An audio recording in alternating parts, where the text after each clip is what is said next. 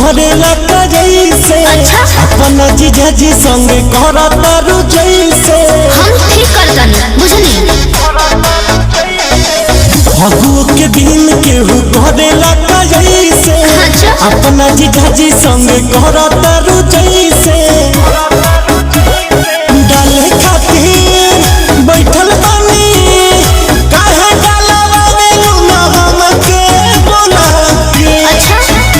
आज जीजा तोहर राम मारा चाहिले खाला बुझलो लगतले आए बड़ा केमिकल मिला के हर बार सब दिन बता जीजा तोहर राम मारा चाहिले खाला लगतले आए बड़ा केमिकल मिला के जीजा तोहर राम मारा साना राना साना राना